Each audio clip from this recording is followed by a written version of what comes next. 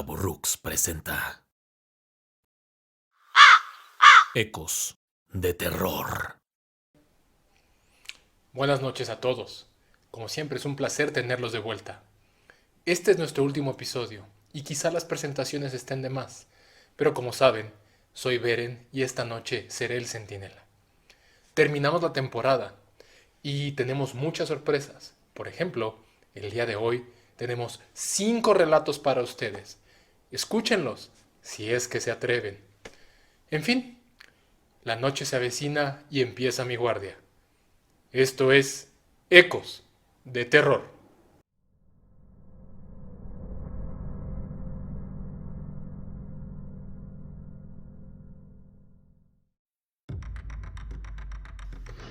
Me gano la vida conduciendo un auto particular, de esos que se piden por aplicación.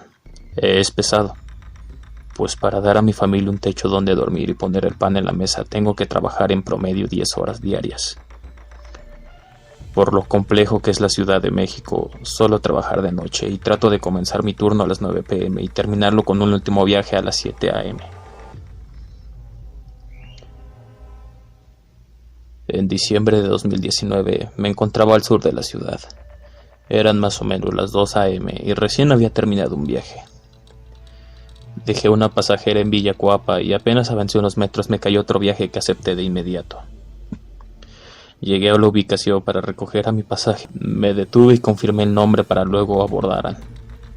Era un hombre joven, de no más de 30 años y una niña, de unos 8 más o menos. Él venía con un atuendo de oficina y la niña con un vestido floreado. El destino era relativamente cerca, en Avenida San Fernando, cerca del centro del Tlalpan y la zona de hospitales. A esa hora no me debía de tomar más de 10 minutos terminar el viaje. Me sentí con suerte, pues la tarifa era buena debido a las fechas y la zona. Es la combinación que todos los conductores queremos, viajes cortos y de buen ingreso. Nunca he sido de los conductores que hablan mucho, de hecho, evito hacerlo. No porque me disguste, pero en mi experiencia la mayoría de los pasajeros quieren estar ocupados en sus asuntos. Muchos de ellos ponen toda su atención en el teléfono y prefiero no incomodarlos. Sin embargo, cuando algún pasajero comienza a conversar, siempre será una buena idea participar en la plática. En este viaje así sucedió. Poco después de abordar, el pasajero comenzó a hacerme la plática. Ya saben, lo usual. ¿Y cómo va? ¿Le falta mucho? Sí, joven. Vamos a la mitad apenas. ¿Y usted? ¿Salió tarde del trabajo? Conversamos casualmente mientras él me explicaba que, en efecto, le había tocado trabajar hasta tarde. Yo lo miraba a él y la niña por el espejo retrovisor, tratando de poner atención tanto al camino como a la plática. Notaba cómo la niña lo miraba fijamente a él con cierta intensidad. A la mitad del camino, el pasajero me preguntó si yo tenía familia. Le respondí que sí tenía una esposa y 2 hijas. Las mías ya van en secundaria y ya sabe, es la época de los novios y la rebeldía. Espérese unos añitos y va a entender lo que le digo. Le comenté con un tono amigable mientras lo miraba a él y a la niña a través del retrovisor. Él hizo una pequeña risa y no dijo nada. Llegamos al destino y me detuve justo enfrente a lo que supuse era su casa. El pasajero bajó del auto igual que la niña. Se despidió y cerró la puerta. Yo estaba finalizando el viaje en la aplicación cuando noté una luz que venía del asiento trasero. El hombre había olvidado su teléfono y entonces toqué la bocina del auto para alertarlo, mientras sacudía mi mano fuera de la ventanilla. El hombre volteó extrañado a verme y después de unos segundos se acercó para ver de qué se trataba. Se asomó por la ventanilla del copiloto y le dije: «Se le olvidó el teléfono, le abro para que lo tome». Le abrí la puerta del asiento trasero y lo tomó. Agradeciéndome, le respondí: «No se preocupe, joven, ya apúrese para que no deje a la niña sola ahí en la calle». El hombre me miró muy extraño y me dijo: «¿Cuál niña?». A lo que yo le respondí: «Pues la niña con la que venía, supongo que era su hija». El tipo me echó una mirada fría, como de absoluta sorpresa, para luego sonreír un poco y decirme: «Ah, ya sé, me quieres asustar». «Qué manchado, ¿eh?». Y cerró la puerta y avanzó riendo hacia su domicilio.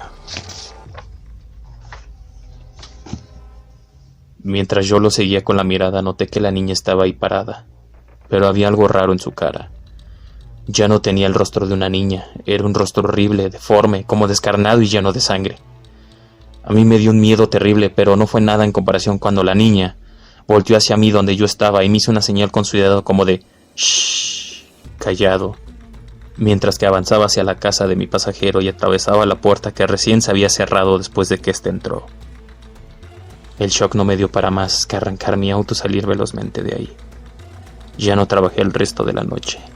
Me fui directo a casa y desde entonces evito tanto como puedo trabajar por esa zona.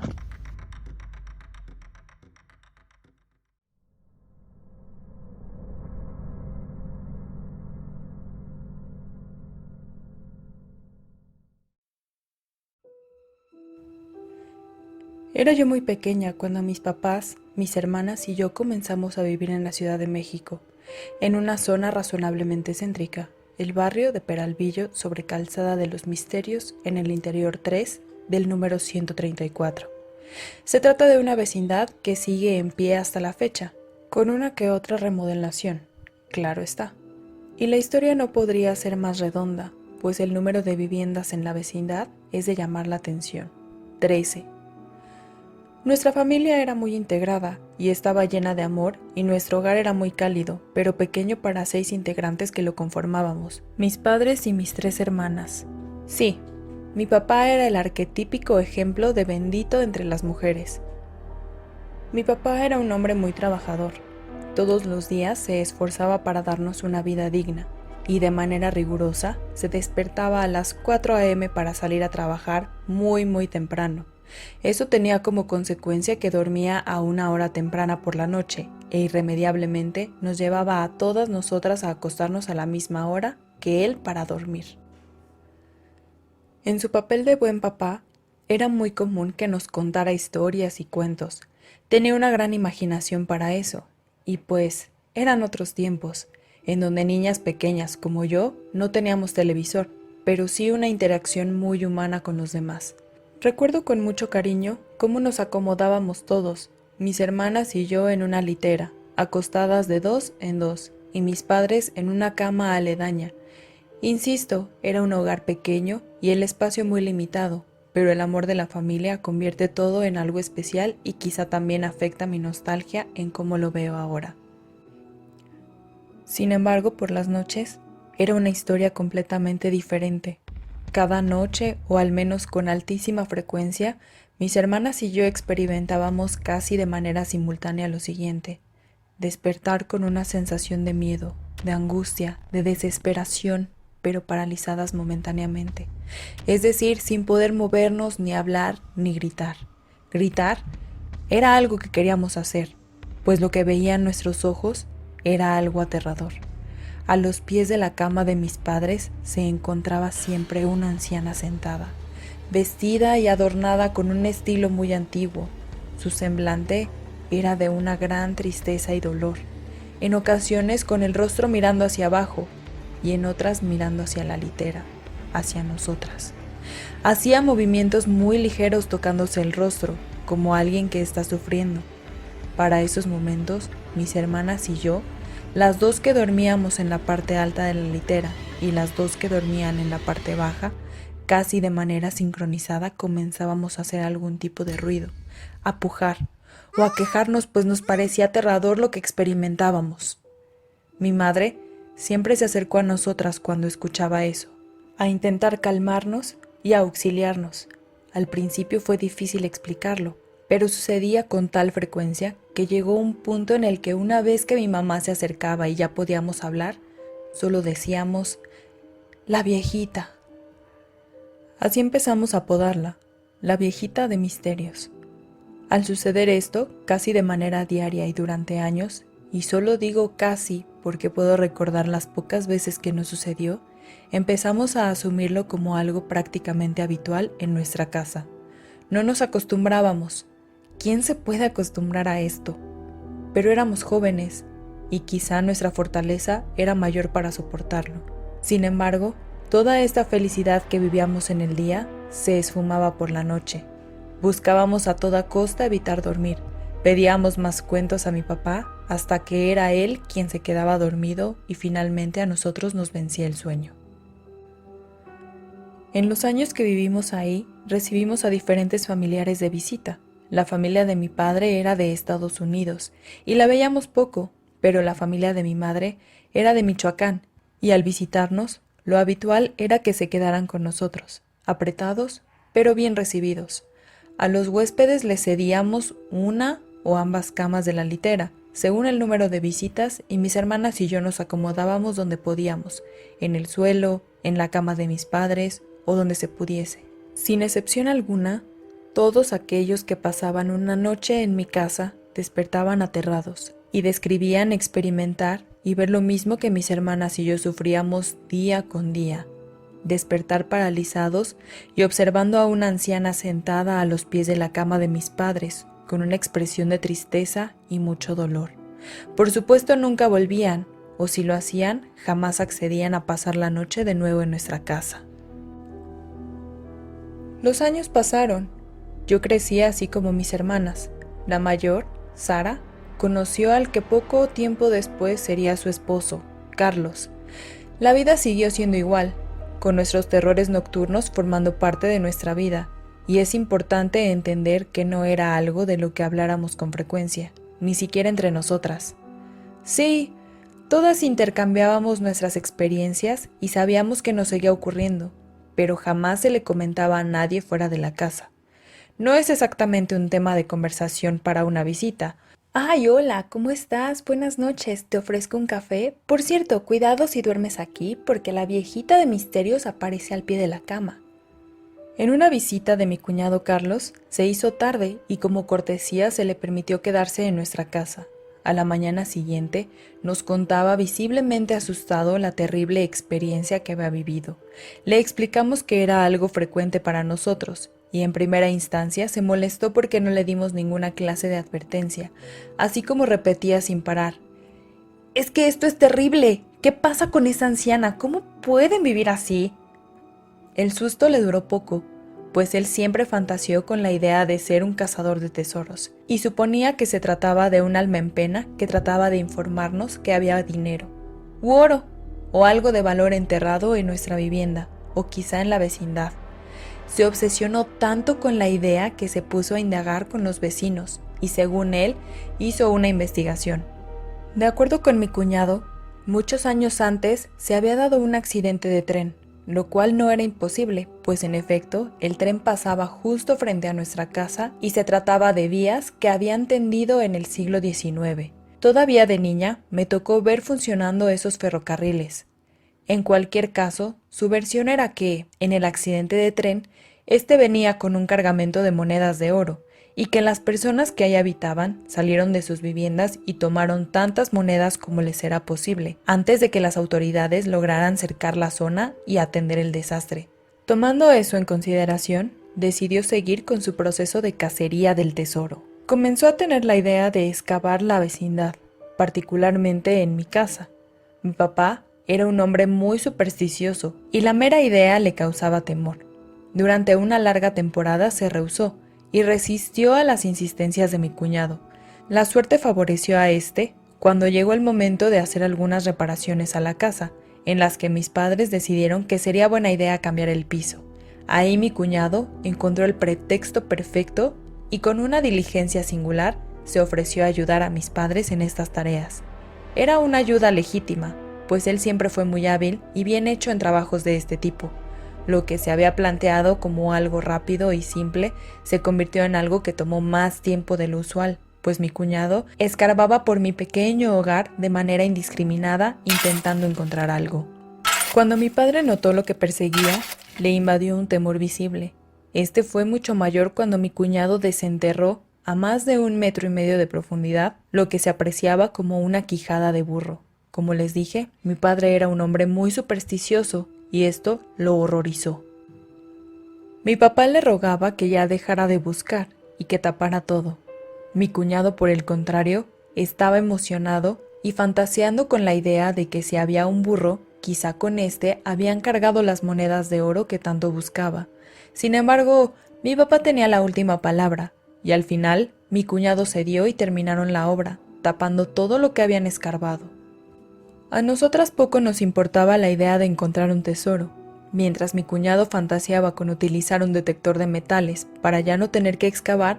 Nosotras teníamos que lidiar con la viejita de misterios. Mis hermanas y yo tuvimos una noche la misma experiencia. Llegó la hora de la viejita de misterios, y entre la parálisis y su presencia angustiante pasó algo diferente. Mis hermanas, las que eran solteras y aún vivían ahí, y yo, todas podíamos escuchar la voz de la viejita en nuestras mentes diciéndonos: «Yo les puedo ayudar. Yo les puedo decir en dónde buscar para encontrarlo». Como siempre, mi madre llegó a nuestro auxilio, y a medida que recuperábamos nuestra movilidad, comenzamos a contar la misma experiencia y repetir las mismas palabras, las tres casi de forma simultánea. No nos dijo que hubiera un tesoro. De hecho, en las palabras de la viejita no había una descripción de lo que había enterrado, pero sí confirmaba de cierto modo que había algo ahí. Esto sirvió nuevamente para facilitarle a mi cuñado la autorización para su búsqueda. Consiguió un detector de metales y buscó por nuestra pequeña vivienda, así como en la de algunos vecinos, usando algún pretexto para poder entrar a sus hogares. Nunca logró encontrar nada. Varios años después, nos mudamos a otro departamento en la unidad Lindavista Vallejo, que entonces era nueva y en muchos sentidos era una mejor vivienda para nosotros. Mis padres, sobre todo mi papá, se rehusó a dejar de rentar el departamento de misterios. Los esquemas de rentas congeladas de esas épocas nos lo permitían, y de alguna manera ese había sido nuestro hogar, y había un gran apego a este, por razones que no podrían ser desde algo caprichoso o que a veces atribuimos a las experiencias sobrenaturales que ahí vivimos. Así que ahí estaba, disponible para nosotros cuando quisiéramos, aunque ya no habitáramos ahí. Para cuando mis padres y yo vivíamos en la unidad Lindavista, mis hermanas ya estaban casadas y no vivían con nosotros, aunque nos visitaban con frecuencia. En una de esas visitas se encontraba mi hermana Guadalupe, que es la que me sigue en edad. Mientras yo dormía en el sillón de la sala de mi casa, súbitamente desperté mientras ella me movía y me preguntaba si estaba bien. Yo, desconcertada, le respondí un poco irritada: «Sí, ¿qué pasa? ¿Por qué me despiertas?». A lo que ella me respondió: «Es que empezaste a hablar y decir cosas que me asustaron». Según ella, dije algo así como: «Acuérdense de mí, yo no soy mala, yo necesito descansar en paz, busquen ahí abajo de la quijada del burro». Como si a través de mí estuviese hablando la viejita de misterios. Esa misma hermana, Guadalupe, poco tiempo después de esto que les relato, le tocó vivir una pelea muy fuerte con su marido. En su enojo, tomó a mi sobrino muy pequeño, y ella, embarazada de la que sería mi sobrina, se refugió en el departamento de misterios. De no haber estado molesta, quizá habría recordado que no era un buen lugar para estar sola, e inevitablemente volvió a experimentar un encuentro con la viejita de misterios, lo que la llevó a llamarnos en la madrugada para que fuéramos a auxiliarla, pues en su condición y con un niño pequeño se sentía completamente vulnerable. Aún después de tantos años, la viejita de misterios sigue ocupando nuestros pensamientos. De vez en cuando soñamos con ella, y normalmente nos llamamos por teléfono a la mañana siguiente para confirmar que, en efecto, a las otras también les pasó lo mismo. Para nosotras es como si aún estuviera ahí, cerca, observando, sufriendo.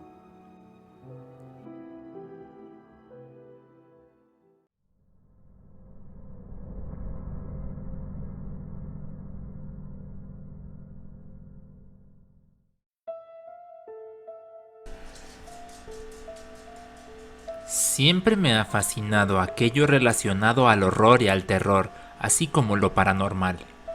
Lo mismo sucede con mi familia y en particular, mis hermanos y yo tenemos una afición casi obsesiva con estos temas.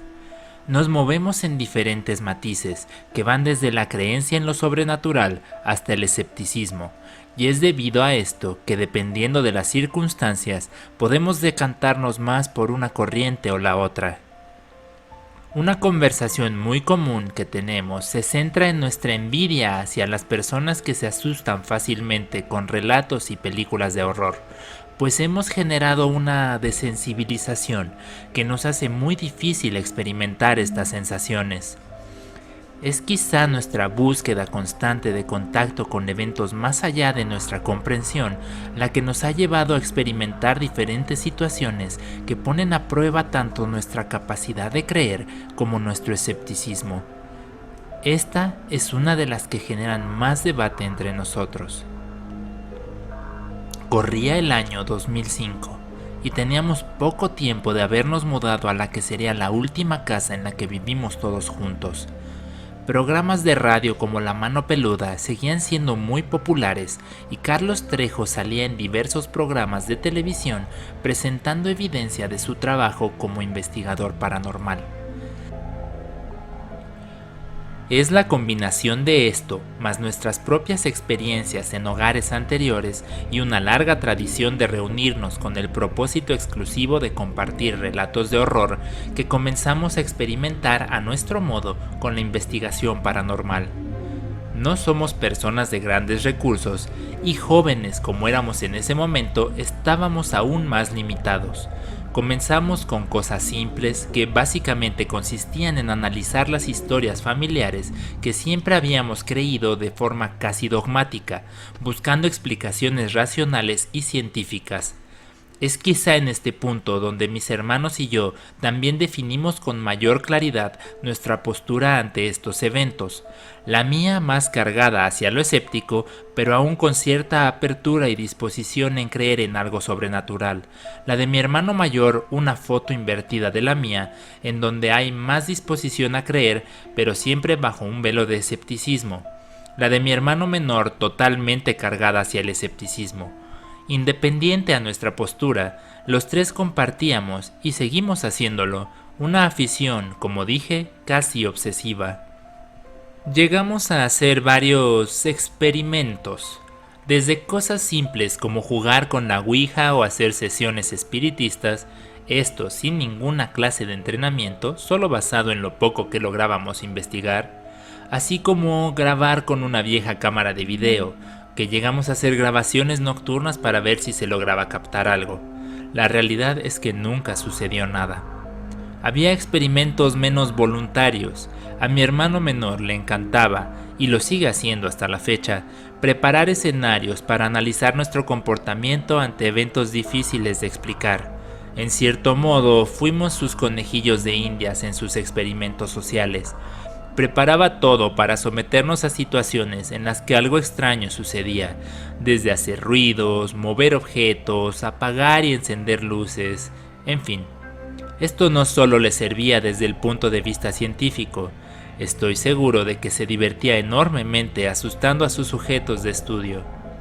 A la fecha, no puedo recordar quién de mis hermanos, o si fueron ambos, los que organizaron lo necesario para grabar una psicofonía. Para quienes no tienen idea de lo que es esto, podríamos definirlo de manera simple como una grabación de sonidos que se generan por espíritus o energías sobrenaturales.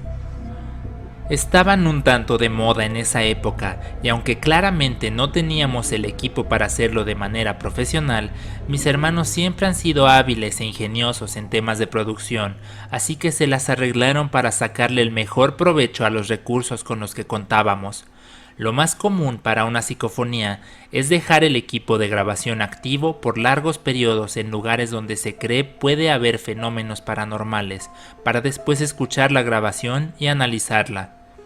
Colocaron el modesto equipo de grabación en la sala de la casa, en un antiguo y enorme librero que ha estado en mi familia por años y corresponde a un diseño hecho por mi padre.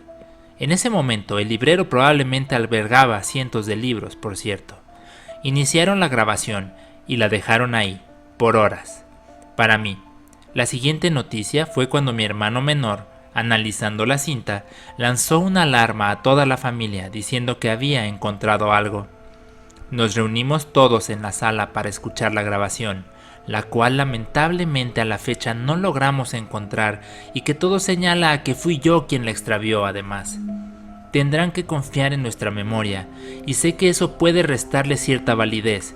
Sin embargo, les aseguro y tienen mi palabra de que esto así lo vivimos.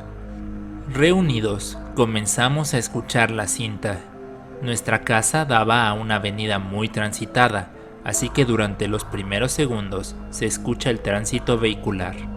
De pronto se escucha el arranque de una motocicleta y el sonido que hace su escape para que en un instante después, con una voz quebrada, gutural y muy grave, se escuchara inequívocamente el nombre Enrique.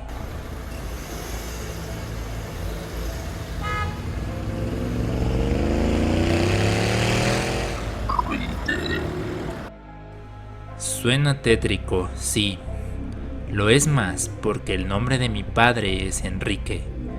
Todos nos quedamos perplejos.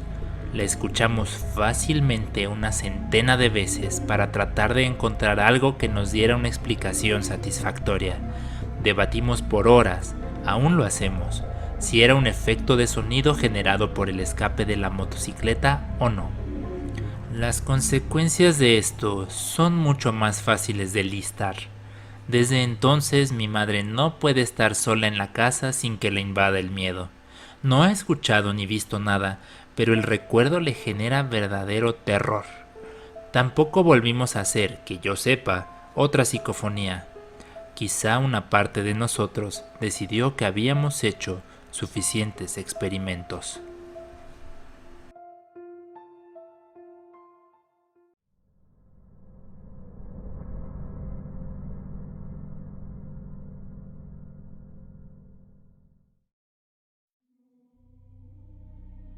Desde pequeño tuve ciertos conflictos con la espiritualidad y la religión.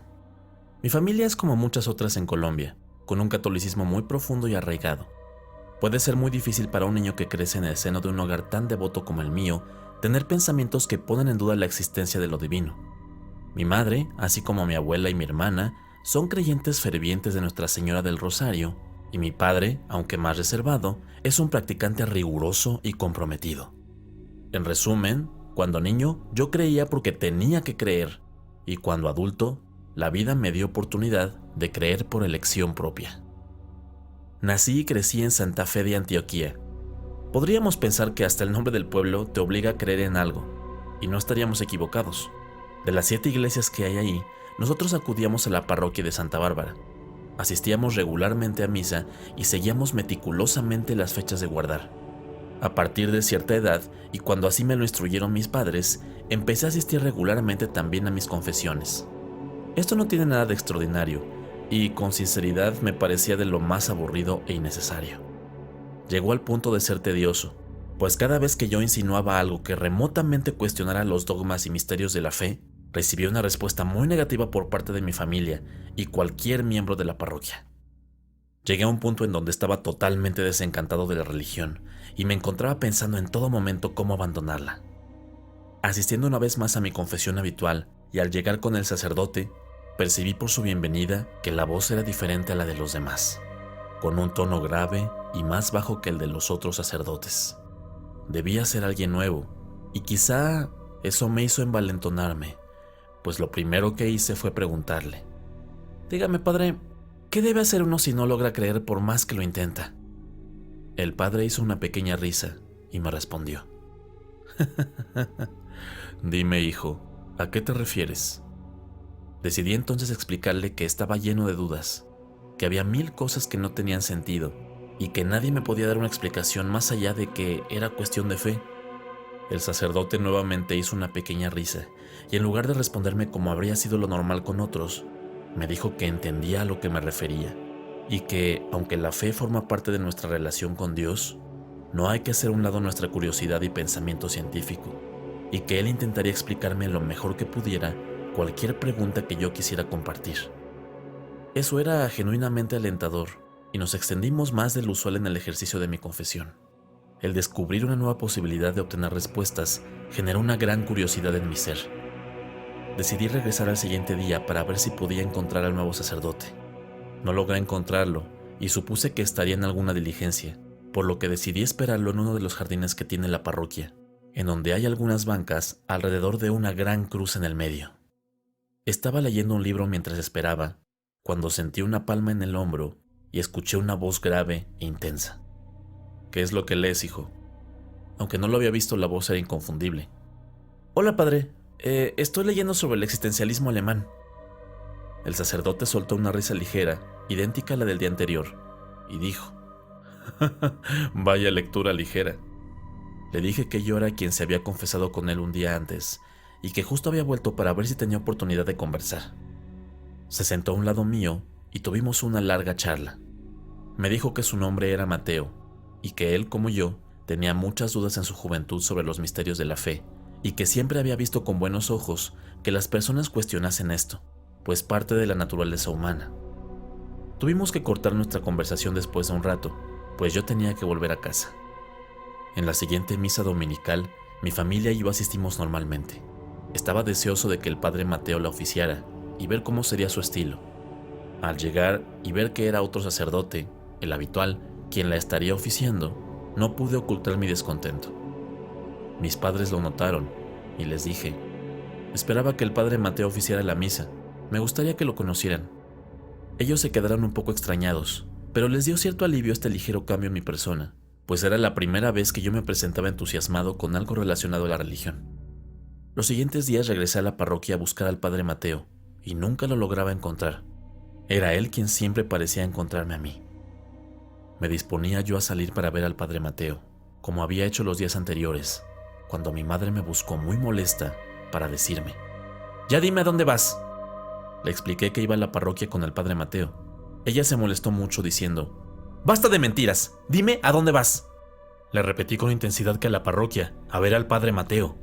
Irritado me hice a un lado y me salí de la casa molesto. Llegué a la parroquia y justo en la entrada se encontraba el padre Mateo. Me dijo que camináramos juntos mientras hablábamos. Le expliqué lo sucedido y él me escuchaba atentamente mientras ponía su mano en mi hombro, como tratando de reconfortarme. Mientras seguimos caminando, me dijo: «Mira, hemos hablado hasta el cansancio de cosas que quizá no tengan una explicación, pero que al final no las hace menos reales. La vida es la búsqueda de las respuestas». Al llegar a uno de los jardines de la iglesia, escuché el grito de mi madre llamándome. Volteé instintivamente y al volver la mirada al padre Mateo, este ya no estaba.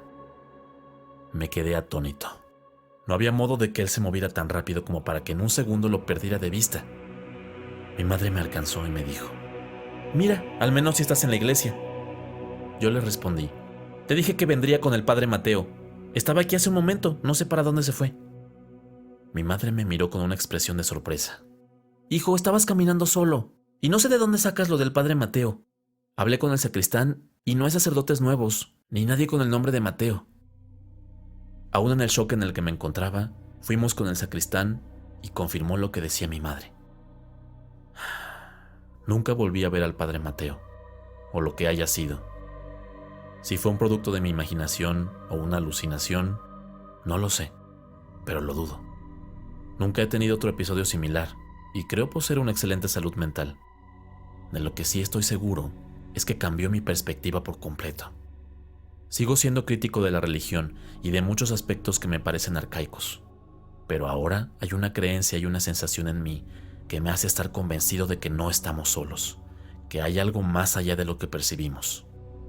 Quizá algún día se topen con guías y consejeros bondadosos como el padre Mateo, o si tienen menos suerte, se topen con seres menos amables y despiadados, que no tengan buenas intenciones.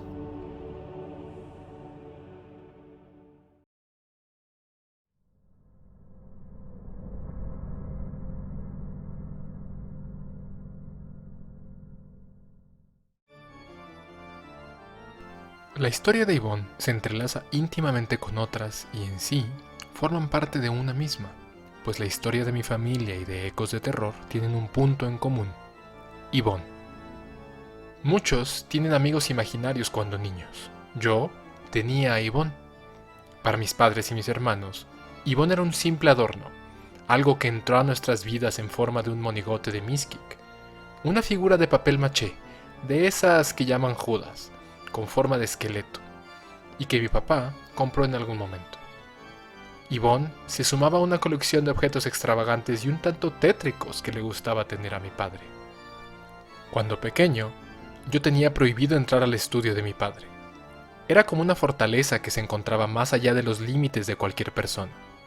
Me generaba extrema curiosidad todo lo que yo podía apreciar desde fuera y que en ciertas ocasiones, cuando mi padre me daba acceso, llegaba a ver de cerca. Muchos objetos extraños, retratos de hombres con miradas serias y penetrantes, que cuando tuve edad para entender me di cuenta que se trataban de Lenin y Marx. Un espeluznante retrato del diablo, un arco, una figura simpática de un vikingo llamado Arnulfo. De entre todas, la más llamativa era Yvonne, que colgaba de un pequeño clavo de la pared y que era más o menos de mi tamaño cuando yo tenía unos 5 años. Como dije, Yvonne era una simple figura de papel maché, o lo fue hasta que un día comencé a escuchar cómo lloraba. Aunque el estudio estaba prohibido, me acerqué a ver qué era lo que sucedía y noté que el llanto venía de Yvonne. Solo el sonido del llanto, pues el monigote estaba inmóvil, inanimado aparentemente. Asumí que no pasaba nada cuando escuché su voz, la de una niña, diciéndome: «Por favor, no te vayas, tengo miedo». Por supuesto que lo primero que hice fue salir corriendo despavorido, pero mi curiosidad fue más grande. Seguía escuchando su llanto y volví a entrar al estudio. En ese momento no sabía qué me daba más miedo, si lo que escuchaba o el temor a que mi padre me viera ahí, pues la reprimenda no se haría esperar. «Por favor, no te vayas, tengo miedo, aquí hay cosas muy feas y yo me asusto mucho». Empaticé con ese pensamiento, a mí también me asustaban. Me quedé ahí con ella un rato, pero le dije que no podía permanecer mucho, pues si me descubrían me meterían en apuros. Ella solo me agradeció y allí estuvimos los dos, en silencio por unos minutos. A raíz de este encuentro, empecé a frecuentar el estudio de mi padre durante sus ausencias. Él se iba a su oficina y yo me quedaba en casa con mi mamá y mis hermanos. Con la inocencia que puede tener un niño, empecé a conversar con Yvonne y ella conmigo. Yo no lograba entender cómo es que un muñeco podría hablar conmigo, pero no le prestaba tanta atención. Yvonne tampoco lo entendía. De hecho, ella no tenía mucha conciencia de qué era. Se identificaba como una niña y tomó el nombre de Yvonne como propio, a pesar de que había sido mi padre quien la había nombrado así.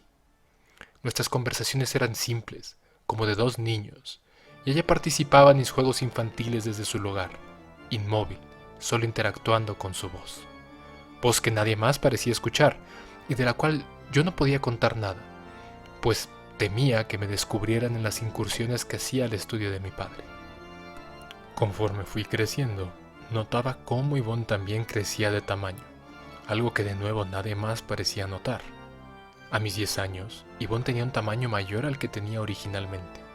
Esto era más apreciable, pues yo ya tenía una estatura que me permitía, con dificultades, bajarla del lugar donde colgaba y ponerla junto a mí para jugar juntos. Comencé a notar también que poco a poco Yvonne desarrollaba la capacidad de moverse. Al principio solo era girar la cabeza, y luego podía mover los brazos. Movimientos limitados, sí, burdos también, pero que ayudaban a que nuestra interacción fuera mayor. Ella seguía aterrorizada por los objetos que tenía mi padre, y muchas veces la escuchaba llorar desde mi recámara, asustada. En más de una ocasión, para ayudarla, pasaba por el estudio de mi padre a hurtadillas y le dejaba algún objeto, para que no se sintiera tan sola. También era responsable de su alimentación, solo que sus apetitos eran diferentes. No comía alimentos como los míos, ella prefería que le llevara pequeños animalitos. Teníamos un trato. Yo dejaba el animalito cerca de ella y cerraría los ojos. Para cuando yo los abría de nuevo, el animalito ya no estaba. Un detalle importante, durante todos los años esto no sucedió en una vivienda única. Mi familia cambió de domicilio con mucha frecuencia. Yvonne siempre nos acompañó y siempre fue parte de la colección en el estudio de mi padre, que como podrán inferir, en cada una de las viviendas que habitamos, un espacio de esta fue designado como su estudio. Entre 1999 y 2004 vivimos en un departamento muy espacioso. A mis 16 años, que fue cuando comenzamos a vivir ahí, yo ya interactuaba poco con Yvonne. Seguía visitándola, sí, y tratando de mantener el vínculo, pero la vida empezaba a llevarme por otros caminos. Yvonne había alcanzado un tamaño fijo, pero mucho más grande que su tamaño original. Era como si, de cierto modo, fuéramos de la misma edad. Su aspecto se mostraba algo maltratado, pues después de tantas mudanzas y el paso del tiempo, había sufrido algunos daños menores. Su capacidad motriz no había incrementado mucho. Sin embargo, la voz con la que hablaba ya no era la de una niña, era de una mujer joven. Dejamos los juegos a un lado y platicábamos como si fuéramos amigos de toda la vida, y es que, en esencia, lo éramos. Cuando llegó el momento de dejar ese departamento, fue algo complejo. Pasábamos por una situación económica difícil, misma que nos obligó a dejar ese lugar. También marcó el fin de mi amistad con Yvonne, o al menos eso creía. Mis padres, en una especie de broma macabra, decidieron que sería bueno ocultar a Yvonne en la parte baja de uno de los closets, pensando en que la dueña del departamento llegaría y se horrorizaría de encontrar un monigote en forma de esqueleto, maltrecho y aparentemente viejo. Para ellos era eso, un muñeco que en esencia era basura. Para mí, era mi amiga de toda la vida. Yo no supe de esto sino hasta que nos mudamos, y Yvonne no aparecía por ningún lado. Mis padres, con una sonrisa en el rostro, me contaron su travesura, y a mí me invadió una enorme tristeza. Pasaron los años, e Yvonne se convirtió en un recuerdo. Ocasionalmente pensaba en ella, e imaginaba si la tratarían bien o si seguía teniendo miedo a la oscuridad. Pero también esto se fue sumando gradualmente, hasta que dejé de recordarla por completo. Todo cambió una noche de mayo de este año, 2021. Me encontraba solo en casa, trabajando. Era ya casi la medianoche cuando sonó el timbre y acudí a la puerta. Usualmente no uso la mirilla, pero por la hora decidí que era lo más seguro. Al mirar no podía distinguir nada, solo algo oscuro, como si le estuviesen bloqueando. «¿Quién es?», dije con voz firme. «Soy yo», respondió una voz quebrada, pero que me resultaba familiar. «¿Quién es yo?», respondí como suelo hacerlo, pues es una broma habitual en México. «Yvonne, ¿ya me olvidaste?». En ese momento sentí un recorrer helado en mi espalda. ¿Cómo podía ser Yvonne? A diferencia de lo que puedan creer, Yvonne en sí no me genera miedo, por lo que abrí de inmediato la puerta y allí estaba, muy diferente, cambiada. No era más una figura de papel maché, era algo más cercano a un ser humano, o mejor dicho, al esqueleto de un ser humano. Desde entonces, Yvonne ha vuelto a mi vida. Ella se quedó resentida por el abandono y por los años que tuvo que invertir para poder encontrarme. Según ella, es mejor que no sepa todo lo que tuvo que hacer para estar ahora aquí, conmigo. Me dijo que nuestra amistad es para siempre, y nada podrá separarnos, pero que debo enmendar los errores del pasado. Fue entonces cuando sugirió el crear un espacio donde ella pudiese hacer más amigos, y fue así como creamos Ecos de Terror. Su intención es estar cerca de todos nosotros, me refiero a ustedes y a mí, por siempre y para siempre. Sus apetitos también han cambiado, ahora necesita presas más grandes. Según me cuenta, eso es lo que le ha ayudado a cambiar su apariencia. Empezó por la dueña del viejo departamento donde la dejamos, y continuó con una dieta a base de cualquier otra persona que cruzó su camino. Por eso ha sido tan importante verlos aquí cada noche, por eso haya estado aquí con nosotros. Desde que esto empezó, todos nos convertimos en amigos de nuestra querida Yvonne.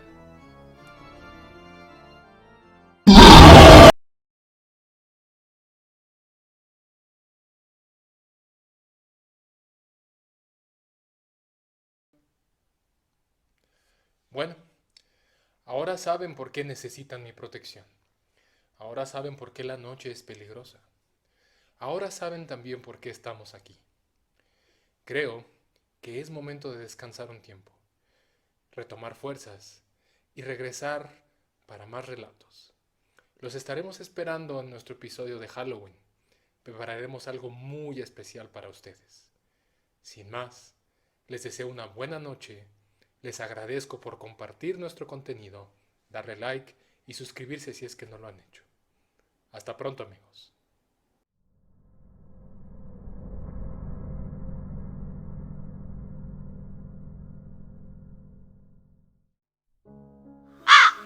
Ecos de Terror.